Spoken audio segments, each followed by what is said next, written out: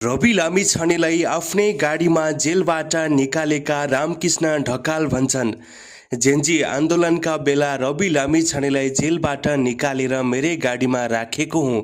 चर्चित गायक रामकृष्ण ढकालले जेन्जी आन्दोलनका बेला रवि लामिछानेलाई जेलबाट निकालेर आफ्नै गाडीमा राखेर घरसम्म पुर्याएको स्वीकार गरेका छन्। ढकालले द प्रकाश सुवेदी शोमा दिएको अन्तर्वार्तामा रवि लामिछानेलाई नक्खु जेलबाट घरसम्म पुर्याएको घटनाको स्मरण गर्दै उक्त कुरा स्वीकार गरेका हुन्। उनका अनुसार रवि रिहा भएपछि काठमाडौँमा तनावपूर्ण अवस्था थियो र सवारी साधन चलाउन कठिन थियो।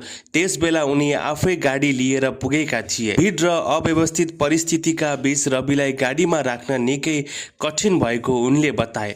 ढकालका अनुसार भिडको कारण गाडीमा क्षति हुन सक्ने अवस्था देखिएपछि सनरुफबाट बाहिर निकालेर सुरक्षित बनाइएको थियो।